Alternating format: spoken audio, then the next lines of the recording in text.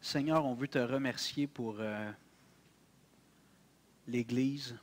Merci Jésus parce que tu l'as racheté à un grand prix, cette Église, ton épouse, ta fiancée. Seigneur, merci pour ta présence au milieu de nous. Quel plan merveilleux. Toi au milieu de nous, en nous.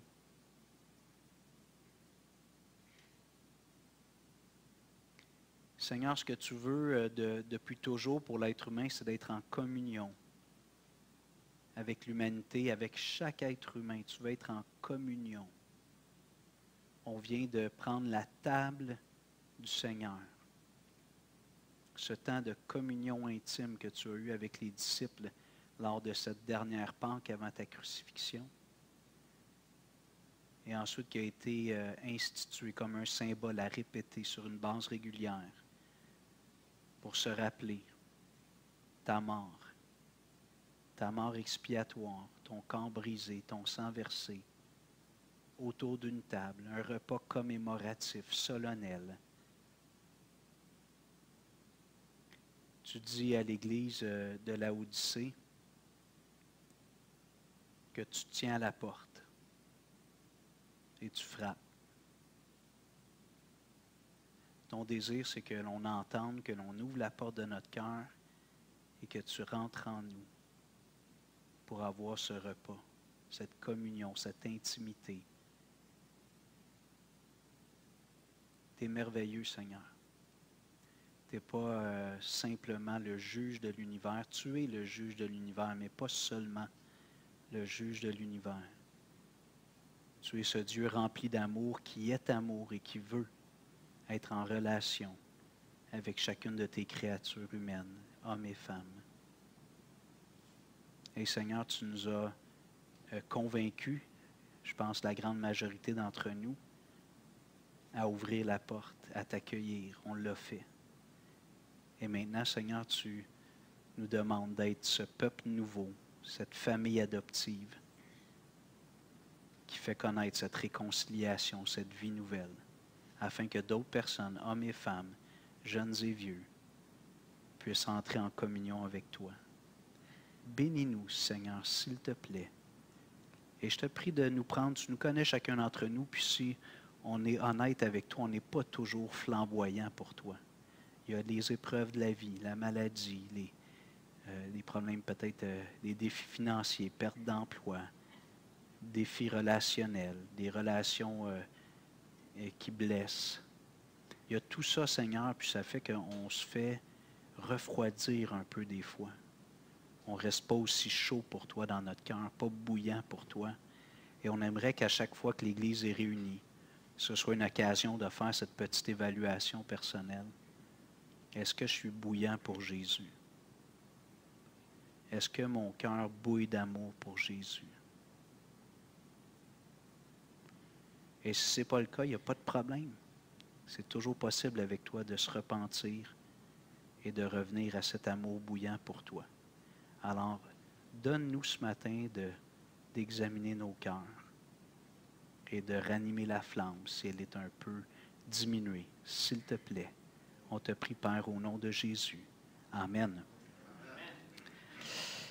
Alors, il y a 3 semaines, le 16 novembre, en tout cas 3 ou 4 semaines, 3 semaines, je pense, on avait commencé à regarder... est-ce que ça va? 16 octobre. J'ai dit quoi? J'ai de la misère avec les mois. Est-ce qu'il y avait le 18 octobre? Non, c'est vrai, merci. Là, on est le 6 novembre, c'était le 16 octobre. OK. On avait regardé ensemble la présence de Dieu en Éden, puis aussi dans le tabernacle, la tente. Puis finalement, rapidement, on avait aussi fait le parallèle avec le temple. Alors, je veux revoir quand même ces choses-là avec vous si vous étiez absent ou ça fait un petit bout de temps. Si vous êtes comme moi, la mémoire, des fois, elle fait défaut. Dans le jardin, on voit que Dieu cohabite avec Adam et Ève. Avant la chute, Dieu cohabite, il est là et ils ont cette relation, ce cœur à cœur avec Dieu sans entrave. L'homme vivait le bonheur parfait dans le jardin d'Éden. Le mot Éden veut dire délice. C'était le jardin des délices ou de délices. Dieu était là. Ce qui faisait que l'homme était heureux, c'est qu'il y avait une communion avec Dieu parfaite. En plus, il y avait l'arbre de vie qui permettait à l'homme et la femme de vivre pour toujours. Il y avait aussi l'arbre de la connaissance du bien et du mal, qui des fois, ceux qui s'objectent à la foi chrétienne puis aiment critiquer la Bible ou le Dieu de la Bible, qui disent pourquoi Dieu a mis une tentation comme ça. Et ce qu'on a vu ensemble, c'est que, mis à part cet arbre-là qui était interdit, tout était permis. Je pense qu'il fait chaud. Y a-tu moins de. J'en vois une couple qui font du vent. Alors, mets ça la clim. Martial, tu veux-tu y aller? Excuse, s'il te plaît, mettre ça la clim un petit peu. On est au mois de novembre, mais il fait chaud comme au mois d'août, quasiment. Merci. OK, bon courage. Déboutonner un bouton, pas trois. OK? Alors.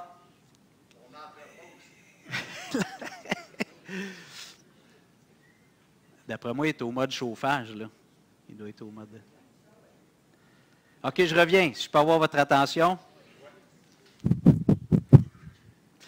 Alors, tout était permis dans le jardin. Puis là, évidemment, on est tordu, fait qu'on imagine une sorte de choses peut-être qui ne sont pas correctes, mais tout était permis. C'était comme rentrer au supermarché, puis tu peux prendre tout ce que tu veux, sans payer. Tout est gratuit. Dieu fournit tout.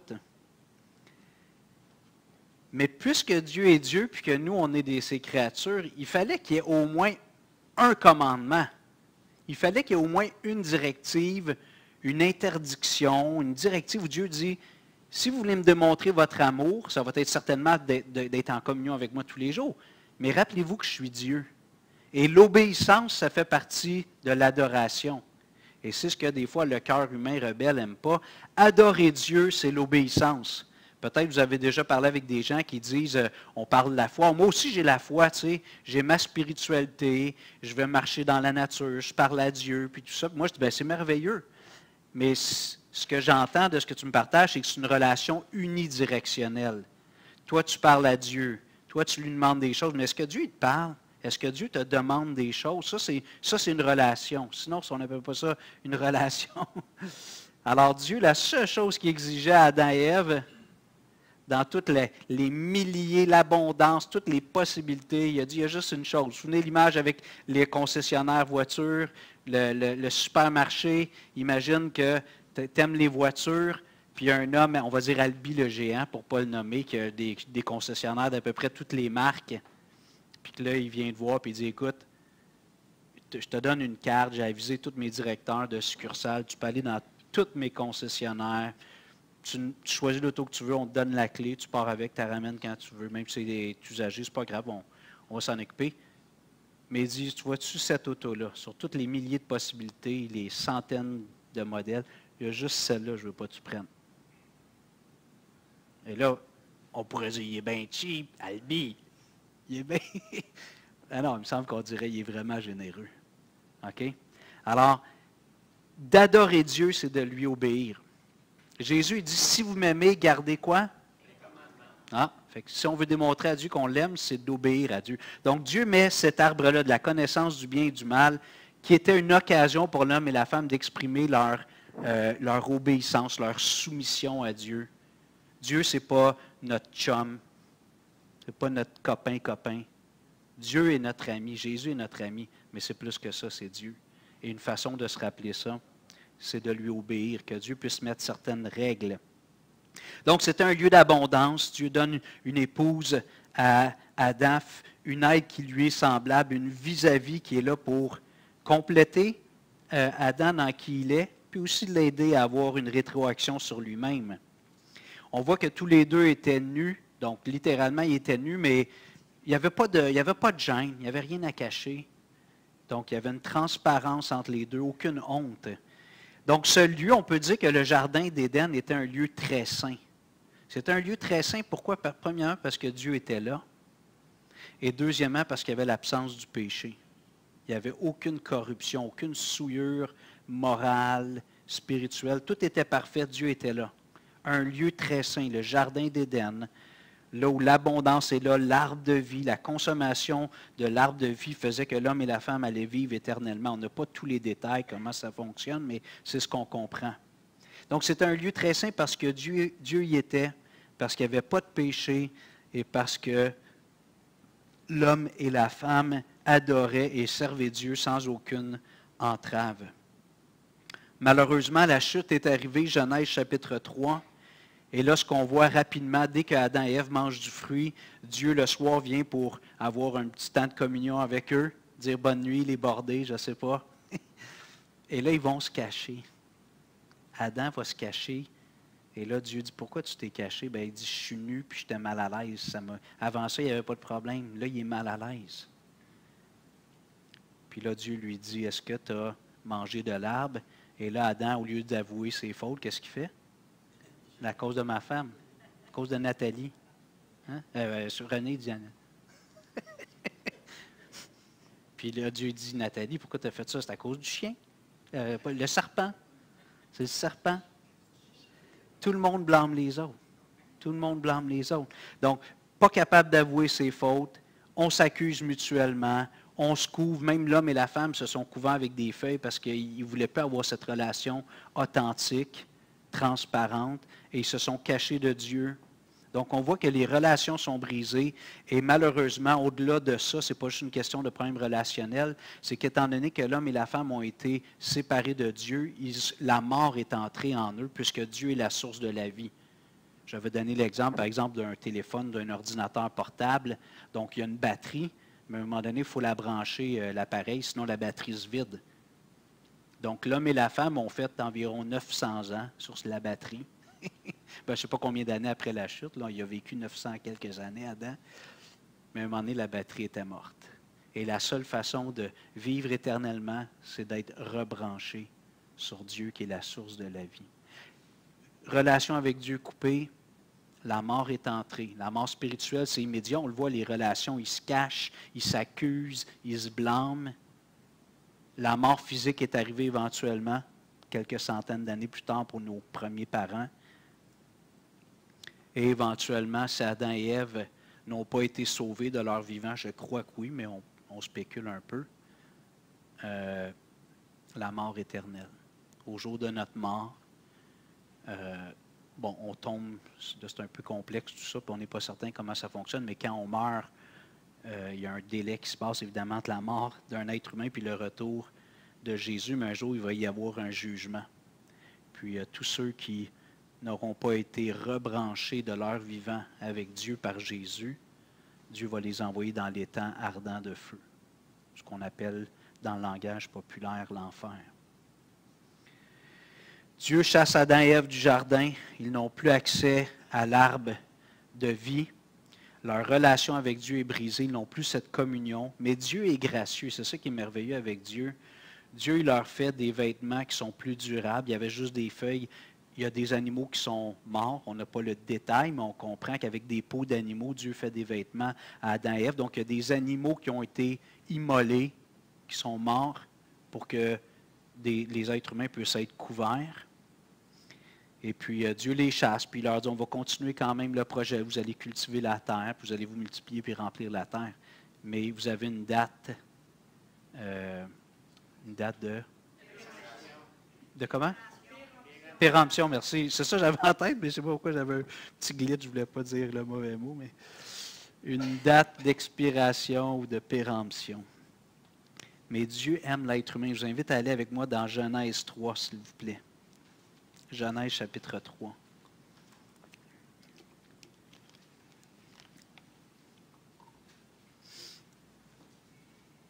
Verset 15, c'est ce qu'on appelle le protévangile. C'est le premier énoncé qui parle de l'Évangile. C'est comme un... Genèse 3,15, ouais, c'est comme un petit préambule, une annonce prophétique. Genèse 3,15, à cause du péché, Dieu dit au serpent, qui est le diable, je mettrai inimitié, donc le contraire de l'amitié, je mettrai inimitié entre toi et la femme, entre ta postérité et sa postérité. Celle-ci t'écrasera la tête et tu lui blesseras le talon. En tout cas, tous les théologiens évangéliques, puis je pense même la plupart des théologiens chrétiens dans les différents regroupements, voient dans cette parole-là, cette promesse-là, une promesse de la venue du Messie, qu'un jour, dans la descendance de la femme, il y a quelqu'un qui va écraser la tête du serpent. Le serpent va lui blesser le talon. Jésus a été blessé en raison du péché. On en a parlé ce matin. Il a été meurtri, torturé, meurtri sur la croix et bien plus que ça. Il a pris nos péchés. Mais Jésus, sur la croix, a réduit Satan à l'impuissance. Et évidemment, de façon temporelle, on ne le constate pas. On voit que Satan est très actif. Mais Dieu est atemporel. Dieu est au-dessus du temps. Et quand Dieu dit quelque chose, la chose, dans sa réalité, elle est déjà arrivée. Satan a été déjà battu, vaincu à la croix. Alors ça, c'était dans le jardin d'Éden. Donc, qu'est-ce que Dieu voulait? Qu'est-ce que Dieu crée comme environnement initial? Un endroit où Dieu a une communion parfaite avec l'homme et la femme et où il n'y a pas de péché. Un lieu très saint où il y a tout ce qu'il faut pour vivre éternellement, pour être heureux. C'est le bonheur parfait. Le bonheur parfait. Lynn et moi, on était en vacances dans un environnement plus exotique. Puis c'était loin d'être le jardin d'Éden. Mais pendant 12 jours, tu ne travailles pas. Tu as juste à aller cueillir au buffet la nourriture. Tu relaxes. Mais ça devait ressembler un petit peu à ça dans le jardin d'Éden. C'est après que Dieu dit à Adam, tu vas travailler à la sueur de ton front. Là, hein? Oui, c'est ça. Ben, des fruits. Il y avait des fruits aussi. OK. Ouais, ça, je pense que c'est les animaux, là, mais tu peux manger de l'herbe si tu veux. OK. Alors, la chute est arrivée, c'est le grand drame humain, la chute, Genèse chapitre 3. Et là, Dieu regarde l'humanité, on voit que le cœur humain est corrompu. Ça nous dit avant le déluge que tous les jours, le cœur de l'être humain est incliné vers le mal. Dieu fait un grand jugement, le déluge. Il sauve Noé, sa femme, ses 3 fils et ses 3 brus. Donc 8 personnes sont sauvées à travers l'arche. Et là, mais ils ne sont pas régénérés à l'intérieur. Dieu les sauve du déluge. Et là, quand finalement les eaux redescendent, Noé, sa femme et ses fils et ses brus refont un peu ce qu'Adam et Ève ont fait au début. Ils se remultiplient, puis ils peuplent la terre. Et là, on voit avec Babel encore, le cœur des hommes ne veut pas faire ce que Dieu a dit. Dieu a dit, multipliez-vous, remplissez la terre. Les autres disent, non, non, on reste à la même place. Ils ne veulent pas faire ce que Dieu a dit. Puis ils vont ériger une tour qui touche au ciel. Donc, ils veulent s'élever à la hauteur de Dieu, pas faire la volonté de Dieu. Il dit, OK, je vais confondre les langues. Et là, ça crée des divisions, puis des clans. Puis là, les clans se séparent. Dieu est obligé de forcer, avec la confusion des langues, Dieu est obligé de forcer l'étalement, pas urbain, l'étalement humain.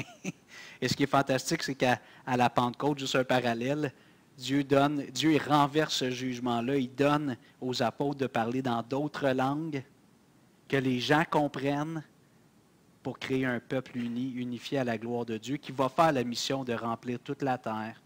C'est ça que ça dit, ici, rayonnons dans la communauté.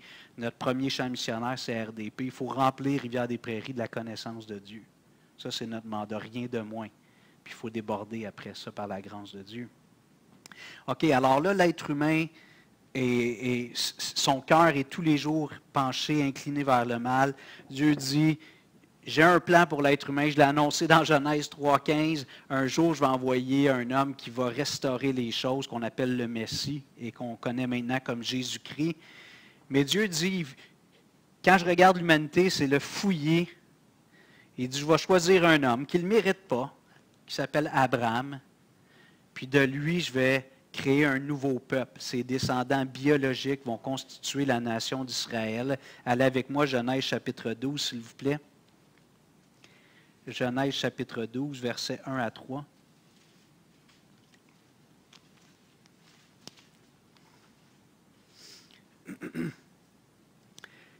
Genèse 12, versets 1 à 3. L'Éternel dit à Abraham, « Va-t'en de ton pays, de ta patrie, de la maison de ton père, dans le pays que je te montrerai. Je ferai de toi une grande nation, et je te bénirai. Je rendrai ton nom grand, et tu seras une source de bénédiction. Je bénirai ceux qui te béniront, et je maudirai ceux qui te maudiront, et toutes les familles de la terre seront bénies en toi. » Alors là, c'est comme si dans tout le fouillis, dans tous les êtres humains qui sont sur la terre, Dieu dit, ma prophétie, mon annonce qu'un jour un descendant de la femme va écraser la tête du serpent, ça va passer par Abraham. Je vais créer de toi une grande nation, puis toutes les nations de la terre vont être bénies en toi, dans ta descendance. Alors ici, on voit encore une fois une forme de renouvellement de la promesse messianique à travers Abraham et sa descendance. Mais c'est important de retenir qu'Abraham, ce n'était pas un homme parfait, ce n'était pas un saint homme. C'était un idolâtre qui vivait dans un contexte idolâtre. Dieu l'a choisi, Dieu l'a appelé. Abraham a répondu par la foi, puis les Écritures nous disent au chapitre 15 que Dieu l'a justifié à cause de sa foi. Et Paul reprend ça dans les Épîtres, dans le Nouveau Testament, que le juste est justifié par la foi. Abraham fait confiance à Dieu, puis Dieu va créer un nouveau peuple. Et moi, j'aime voir le peuple d'Israël ou l'expliquer ainsi comme un échantillon de l'humanité. Quand on regarde l'histoire d'Israël, on voit un peuple qui a été créé de toutes pièces par Dieu, que Dieu poursuit inlassablement, à qui il démontre son amour, puis quand ils font les cabochons, puis qu'ils sont rebelles, Dieu est obligé de les punir, mais quand ils crient à Dieu, Dieu revient toujours, est toujours disponible pour les reprendre dans ses bras, les délivrer, les rebénir encore. Et ça représente l'humanité, on est comme ça. Dieu nous bénit, sans tomber là, dans un petit peu le mélodrame, mais on regarde ici, on va dire l'Amérique. Comme je dis des fois, il y a beaucoup de gens qui veulent immigrer ici, hein? Tu sais, aux États-Unis, Canada. Puis ça a été fondé sur quelle valeur? Sur quelle foi ces nouvelles nations-là? Là? Sur la foi chrétienne, même s'il y a des variantes, sur la foi en Dieu. Donc, cette communion avec Dieu, mais on regarde aujourd'hui qu'est-ce qui reste. Qu'est-ce qui reste? Ceux qui ont grandi dans le catholicisme pratiquant, là, on voit les valeurs qui s'effritent dans notre société. C'est incroyable comment est-ce que la société est en train de se disloquer. Il y a toutes sortes de choses bizarres qui sont devenues une normalité, mais il y a 50 ans, si nos grands-parents là, revenaient à la vie aujourd'hui, puis ils se promenaient, puis écoutaient la télé, les téléromans, ils regardaient les journaux, là, ils ne comprendraient pas ce qui s'est passé. Qu'est-ce que c'est? Sodome et Gomorrhe. Mais ça, c'est l'être humain sans Dieu. Hein? Romains 1, on en parlera à un moment donné, mais tu rejettes Dieu. Tu sais que Dieu existe, mais tu t'en fiches. Dieu te livre à toi-même. Puis ça fait des sociétés décadentes. C'est ça qu'on voit en Occident, des sociétés qui étaient imparfaitement, puis avec des torts, puis des erreurs, puis des abus, mais qui étaient quand même fondées sur la foi en Dieu, comme un des piliers importants. On a tout mis ça dehors, et là, c'est décadent, comme ça se peut pas. Le monde a besoin de Dieu. OK, Dieu finalement accomplit son plan. J'étais un petit peu long dans mon survol, je m'excuse. Puis là, Israël s'en va en Égypte. Vous vous souvenez peut-être de l'histoire avec Joseph, puis tout ça. Dieu les sauve en Égypte parce qu'il y a une famine partout. Puis plusieurs centaines d'années après, c'est-à-dire 400 ans, le peuple est devenu esclave en Égypte. C'est un peuple étranger. Puis les Égyptiens ont fait d'eux des esclaves finalement. Ils travaillent comme des forcenés à en mourir. Puis là, ils crient à Dieu. Ils ont ce souvenir du Dieu d'Abraham, d'Isaac et de Jacob. Puis Dieu entend leurs cris, leur misère, puis il envoie Moïse pour les délivrer. Dieu fait sortir, on connaît l'histoire peut-être, vous regarderez les vieux films, les 10 commandements, puis tout ça. Dieu les fait sortir, traverser de la mer Rouge, donc pour aller servir Dieu. Et là, Dieu leur dit, vous allez construire une tente, une très grande tente. C'était plus grand que la bâtisse ici, selon moi, là. En tout cas, ou à peu près. Une grande tente rectangulaire. Et ça va être une tente parce que vous allez errer pendant 40 ans, parce qu'ils ont été rebelles. Pendant 40 ans, vous allez remballer la tente, vous allez l'emmener, puis quand je vais vous dire vous arrêtez avec la nuée, vous allez redéballer la tente, vous allez remonter la tente. Et les tribus d'Israël, vous vous souvenez, campaient autour de la tente. 3 au nord, 3 au sud, 3 à l'est, 3 à l'est, 12 tribus. Et Dieu était là au milieu d'eux. On voit entre autres dans Exode 25:8, « Ils me feront un sanctuaire » en parlant du tabernacle, « et j'habiterai au milieu d'eux. » Qu'est-ce que Dieu veut avec Israël? La même chose que Dieu avait avec Adam et Ève en Éden, être en communion.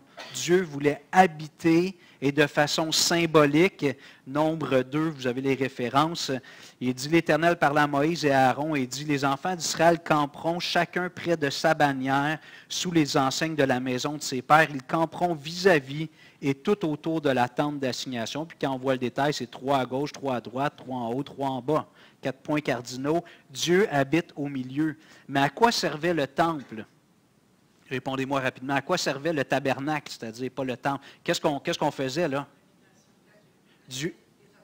On emmenait des offrandes, des sacrifices, OK? Et c'était là que le nom de Dieu était. La nuée était là, Dieu était là. Et comme je disais un petit peu avec humour l'autre fois, c'était la maison mobile de Dieu, parce qu'on pouvait la démonter. C'était une tente roulotte, une maison mobile. Mais Dieu était là.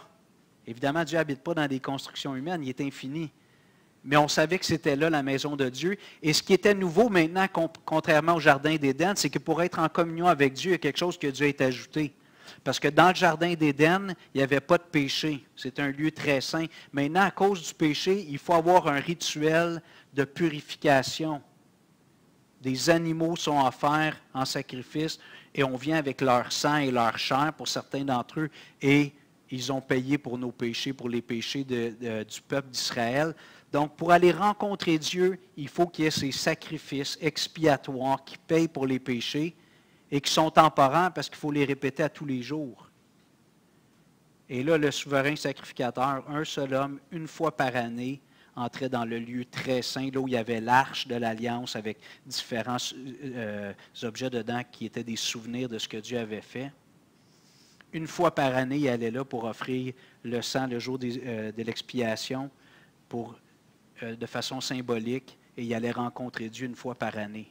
Mais Dieu était en train d'exprimer, c'est encore ça que je veux. Je veux être le Dieu qui est là au milieu de son peuple. Je ne veux pas être juste un roi majestueux sur mon trône, puis je dis à l'être humain quoi faire, très détaché, très indifférent.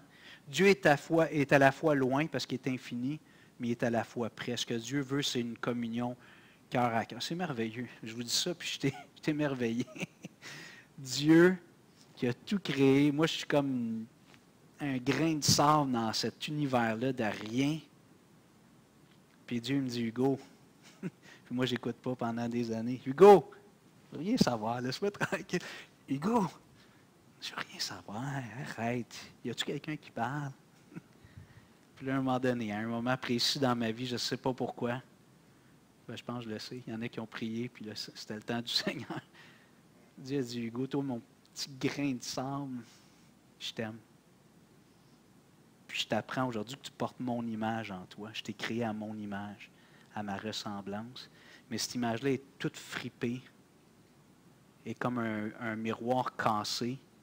Puis je veux restaurer mon image en toi. Et je veux avoir une communion, cœur à cœur avec toi. Plus beau jour de ma vie. André, moi je n'étais pas au volant, là, heureusement. Quel beau jour. On l'a chanté, grâce infinie. J'étais perdu, mais tu m'as retrouvé. Quel merveilleux jour. C'est ça que Dieu veut avec chaque être humain. Alors on part de l'Éden où c'était parfait, la chute, la rupture, le péché, tout ça, plusieurs centaines, peut-être quelques même milliers d'années après, Dieu ordonne, construisez une tente qu'on appelle le tabernacle, où des sacrifices vont être offerts pour expier le péché, parce que c'est ça le problème fondamental. Et là, je vais rencontrer mon peuple là. Et lorsque finalement Israël, 40 ans plus tard, est sorti du désert, ils ont eu comme un baptême, une nouvelle traversée, le Jourdain. Dieu leur dit, là, vous allez prendre possession de la terre promise. Et puis plusieurs centaines d'années après, David dit, OK, moi je me suis construit un beau palais, une belle mansion, puis Dieu il reste dans une tente, ça n'a pas de bon sens. On va construire une belle maison pour Dieu aussi, un temple. Et là, Dieu dit à David, vous vous souvenez, toi, tu es un homme de sang, tu es un guerrier, là. Je vais prendre quelqu'un de plus pacifique. Je ne comprends pas trop pourquoi, là, ce petit bout-là, mais ce n'est pas grave. Dieu dit, c'était un homme qui avait un cœur selon Dieu. Dieu a dit, c'est ton fils, qui est un gars pacifique, un homme sage que Dieu a doué d'une sagesse incomparable, sagesse humaine, qui a construit le temple. Et le temple, c'est la même chose. C'est une reproduction en pierre, avec des matériaux formidables, de l'or, les murs couverts en or, tout ça, parce que c'est la maison de Dieu. Et là, Dieu vient, puis lors de la dédicace du temple, la gloire de Dieu remplit le temple. Puis là, maintenant, c'est là l'adresse de Dieu, une adresse permanente sur la terre. Elle est restée quand même temporaire, mais pendant un bout de temps, c'était l'adresse. C'était plus une maison mobile, c'était une maison fixe. Maintenant, quand on pense à tout ça, on constate que pour aller adorer Dieu, il fallait se déplacer, puis aller rencontrer Dieu. Et le rituel nécessaire de purification que Dieu exigeait pour qu'on puisse être propre, puis aller rencontrer Dieu, purifié dans notre âme par le sacrifice des animaux, Dieu a dit, je vais faire quelque chose de plus grand que ça. Ce qu'Adam et Ève avaient au début, je veux le restaurer. Adam et Ève, leur bonheur était intérieur au début. Il n'y avait pas d'animaux à offrir en sacrifice de façon répétitive. Il n'y avait pas de sacrifice dans le jardin d'Éden avant la chute. Et Dieu a dit, je veux revenir à ça. Et en fait, probablement même mieux encore, je pense.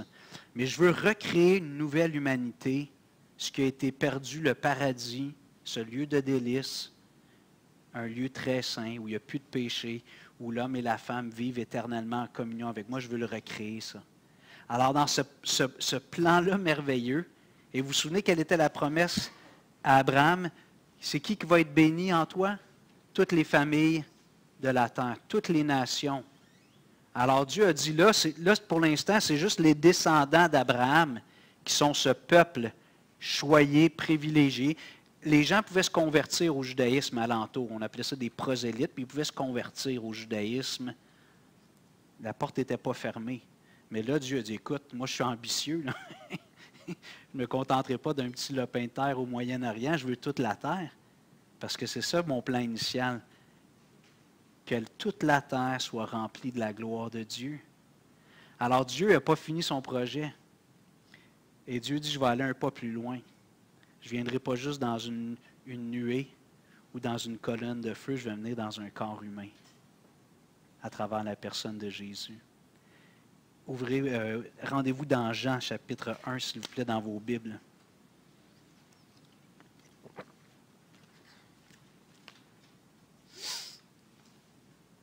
De façon originale, des fois, je me dis que l'évangile de Jean pourrait s'appeler la regenèse.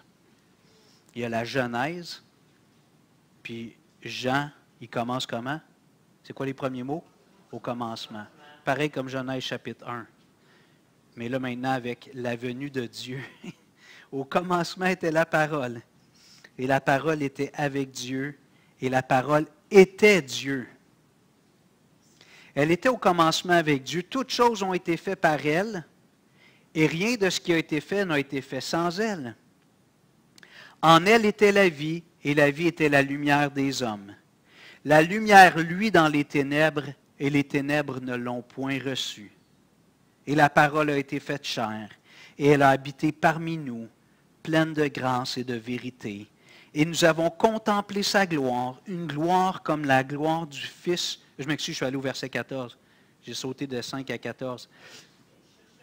Je m'excuse de 5 à 14. Et la parole, verset 14, a été faite chair, et elle a habité parmi nous, pleine de grâce et de vérité, et nous avons contemplé sa gloire, une gloire comme la gloire du Fils unique venu du Père. On va faire un petit exercice. On va dire qu'on est au séminaire ce matin pendant quelques minutes, puis c'est une classe interactive. Là, relisez versets 1, 2, 3, puis dites-moi ce qu'on découvre de la parole. Rapidement, là, pas un long exposé. Qu'est-ce qu'on découvre de la parole? Il était Dieu. Pardon? Lumière. Tout a été fait par elle. Cette parole-là était là au commencement, comme la présence de Dieu au commencement. L'Esprit de Dieu, Ginette. Toutes choses. Donc, la parole éternelle, c'est Dieu, dans le fond, qu'on personnifie en quelque sorte par un être qu'on appelle la parole. Et ça nous dit qu'en elle était la vie. Et la vie était la lumière des hommes. Mais qu'est-ce qui est arrivé au verset 5? Les ténèbres n'en voulaient pas. Et ça, je vous le dis, frères et sœurs, ou chers amis qui êtes ici ce matin, c'est hyper important de comprendre et d'accepter cette réalité-là. On n'en veut pas de Dieu. On veut un Dieu avec un petit dé qui fait ce qu'on veut. Ça, on appelle ça un valet ou un domestique. Très puissant. Mais de vouloir ce Dieu qui peut me dire, tu peux manger de tout sauf de cet arbre-là, on n'en veut pas de ça. Naturellement, on n'en veut pas. Ça dit que la lumière est venue parmi les ténèbres ne l'ont pas reçue. Ici, là, comme je disais tout à l'heure, on vit dans un pays où l'Évangile était là, en tout cas, même s'il y avait des fragments qui étaient un petit peu mal compris, mal expliqués, je pense. Puis qu'est-ce qui se passe? On a éjecté Dieu comme société dans des phases d'émancipation, les années de la Révolution tranquille. On a éjecté Dieu. Tu sais, on voit ce qui se passe en Haïti actuellement. Les gens, en général, sont assez religieux en Haïti, à moins que je me trompe, là. C'est ce que je semble comprendre. Mais on voit tous ces voyous-là, les bandes qui terrorisent tout le monde, là, sont là. Écoute, il y a des églises à tous les coins de rue.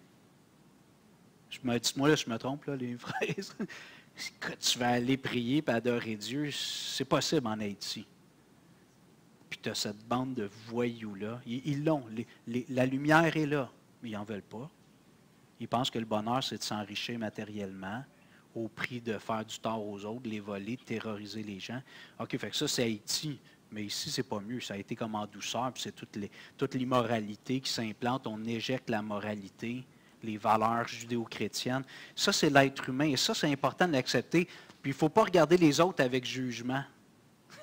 C'est facile quand on est chrétien, depuis un bout de temps, de dire, les regarder de haut. Nous, on n'est pas comme ça. Moi, je n'étais pas mieux que ces voyous-là en Haïti. Dans mon cœur, je n'étais pas mieux. Je n'étais pas mieux que les gens dépravés dans la société actuellement autour de nous. Les gens qui rejettent Dieu. Je n'étais pas mieux que ça. Et si on n'accepte pas ça, c'est parce qu'on pense qu'il y a quelque chose de méritoire en nous. Dieu nous a choisis parce qu'on était don spécial. Tu n'es pas d'accord avec Ginette, ça? Moi non plus, je ne suis pas d'accord. C'est important de le comprendre et de l'accepter. Non, ben, tout était spécial, mais de l'autre façon. Non, mais vous comprenez? Parce que toute la base de la relation avec Dieu, il faut premièrement comprendre que la relation est brisée. Si je ne comprends pas que la relation est brisée, je ne comprends pas qu'il y a un pont qui doit être reconstruit. Si je pense qu'il y a déjà des petits ponts qui sont tissés entre moi et Dieu depuis ma conception dans le ventre de ma mère, il y a de quoi qui ne marche pas.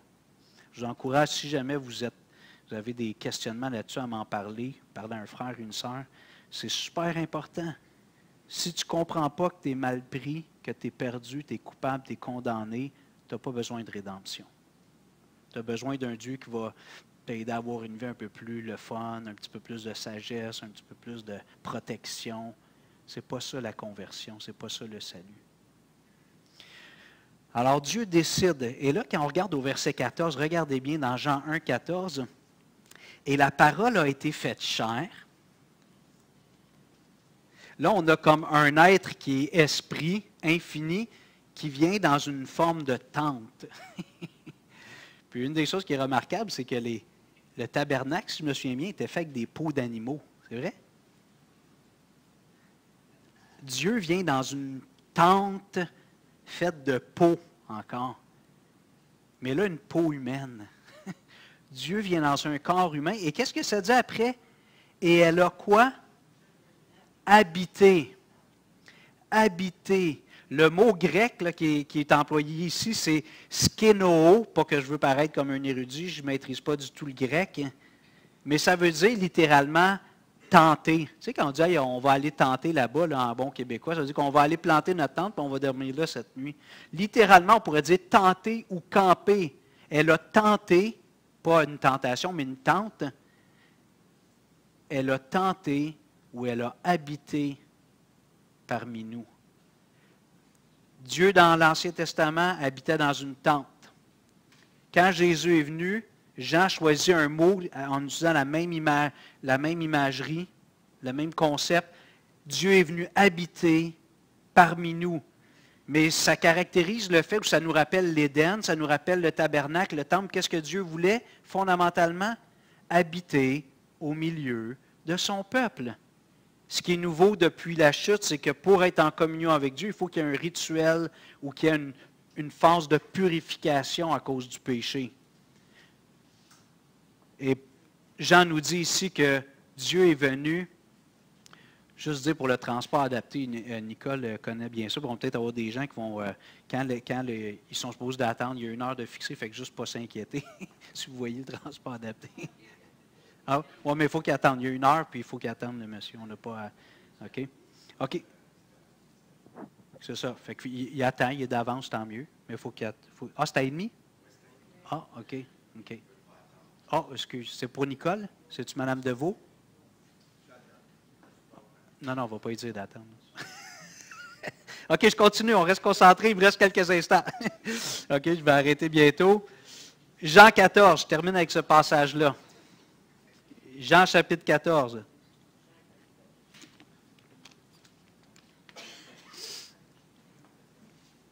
Verset 1 et suivant. Je vais terminer avec ça ce matin. Jean 14, verset 1 et suivant. Là, Jésus va bientôt, il a pris la dernière Pâque, Jean chapitre 12, il a lavé les pieds des disciples, Jean chapitre 13, Jean chapitre 14. Jésus promet aux disciples. Salut Nicole, on est toujours content de te voir.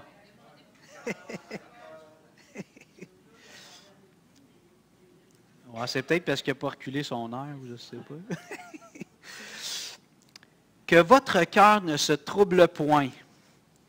Croyez en Dieu et croyez en moi. Regardez encore la métaphore. Il y a plusieurs demeures dans la maison de mon Père. Si cela n'était pas, je vous l'aurais dit.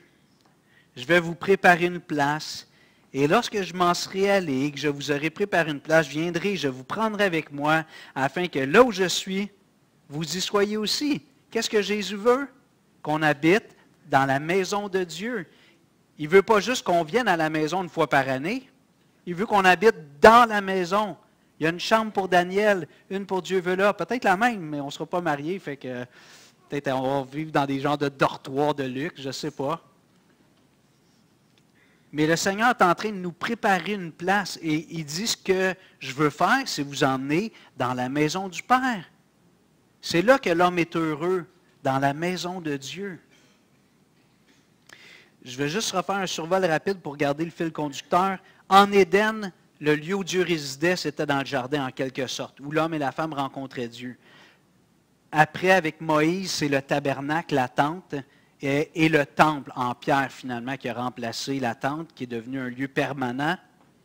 Et lorsque Jésus est venu, c'était lui, la présence, c'est Dieu qui est là, dans une tente humaine, skénoo. Il est venu tenter, camper dans un corps humain. Il a pris un corps humain, parce que non seulement Dieu voulait être avec nous, mais il voulait accomplir la rédemption, être le sacrifice parfait qui va mourir pour nous. Je continue la lecture, verset 5.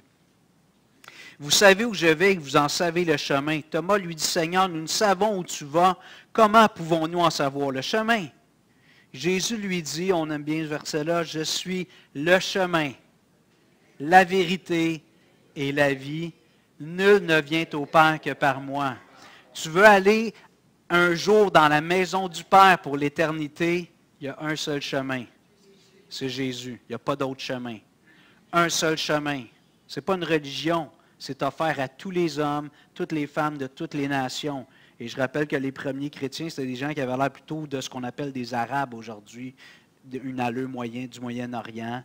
Il y a des chrétiens en Chine, en Afrique, en Asie, en Europe, en Amérique du Sud, dans les Caraïbes, en Amérique du Nord. Il y a des chrétiens partout. On a tendance des fois à résumer le christianisme comme un mouvement colonialiste occidental. Pas du tout. Oui, l'Église, c'est un mouvement colonialiste, vous comprenez? Pas militaire, pas territorial. On est là pour conquérir le monde avec l'amour de Dieu. Et qu'il y ait plein d'hommes et de femmes qui trouvent le chemin, qui les emmènent dans la maison du Père. Thomas lui dit, Seigneur, OK, nous savons, verset 7, si vous me connaissiez, vous connaîtriez aussi mon Père, et dès maintenant, vous le connaissez et vous l'avez vu. C'est quelque chose, là. Jésus dit aux disciples, vous connaissez Dieu le Père, puis vous l'avez vu. Avec probablement raison, Philippe lui dit, Seigneur, montre-nous le Père, et cela nous suffit. Une petite commande. Montre-nous le Père, on aimerait savoir une rencontre avec Dieu le Père. Et là, Jésus répond, verset 9, il y a si longtemps que je suis avec vous, et tu ne m'as pas connu, Philippe. Celui qui m'a vu a vu le Père. Wow! Dieu était là depuis presque 3 ans ou plus, un peu plus. Le Père était là dans le Fils, dans ce corps humain. Le Saint-Esprit lui a été donné sans réserve. Le Père, le Fils, le Saint-Esprit étaient là dans ce corps humain. Ça m'échappe, la Trinité, là. Celui qui m'a vu a vu le Père. Comment dis-tu, montre-nous le Père? Ne crois-tu pas que je suis dans le Père et que le Père est en moi? Les paroles que je vous dis, je ne le dis pas de moi-même, mais le Père qui demeure en moi, c'est lui qui fait les œuvres. Croyez-moi, je suis dans le Père et le Père est en moi. Croyez du moins à cause de mes œuvres. Quand Jésus est venu sur la terre il y a 2000 ans, c'était un peu comme la nuée qui descendait sur le tabernacle. C'était un peu comme Dieu qui était là dans le jardin d'Éden. C'était un peu comme la gloire de Dieu qui remplit le temple. Mais là, c'était dans un corps humain, c'était Dieu lui-même de façon permanente. Dieu était tout le temps là dans Jésus. Et quand Jésus se tassait, Dieu se tassait. Jésus avançait, Dieu avançait. Dieu était là. Et Jésus est venu pour rétablir la communion avec nous. Ce que j'aimerais nous encourager à retenir pour ce matin, je vais poursuivre la semaine prochaine. Ce que Dieu veut, c'est que nous soyons en communion avec lui. Puis Dieu, il y a un processus dans l'histoire. On va développer la semaine prochaine un peu Jésus. On va parler de l'Église. Et finalement, on va parler de la Nouvelle Jérusalem. L'éternité dans la gloire de Dieu. Je vous invite à vous lever, puis on va prier. Seigneur, je veux te remercier parce que comme je partageais tantôt, pendant des années, tu m'appelais, tu disais Hugo, puis moi j'ignorais, je faisais la sourde oreille. Je voulais rien savoir d'un Dieu qui m'aime, qui veut guider ma vie pour mon plus grand bien. Je voyais ça juste comme un paquet de règles, la religion, des privations, ça avait l'air plate. Et tu m'as laissé aller dans ma folie. Et plus j'allais, moins j'étais heureux. Plus je faisais ce que je pensais qu'elle allait me rendre heureux, plus j'étais malheureux. J'étais en train de me mutiler dans mon âme, de me détruire, de me rendre malheureux. Et je veux te remercier pour ma mère qui a prié pour mon âme, pour les chrétiens de l'Église de Longueuil qui ont prié pour mon âme. Et un jour, dans ta grâce, j'ai entendu cet appel irrésistible. J'ai entendu ta voix et j'ai ouvert mon cœur. Et je sais que ça vient de toi, tout ça. Seigneur, je te prie que tu nous donnes comme Église d'être amoureux de toi, d'être amoureux de Dieu, amoureux de Jésus. Que l'on désire être en communion avec toi à chaque jour, à chaque instant, pas juste le dimanche matin. À tous les jours, à chaque instant. On n'y arrive pas, honnêtement, on n'y arrive pas. Mais on aspire à ça. Comme une biche soupire après des courants d'eau. Ainsi, mon âme soupire après toi. J'ai soif du Dieu vivant. Et tu es là, toi, la fontaine est toujours ouverte à plein.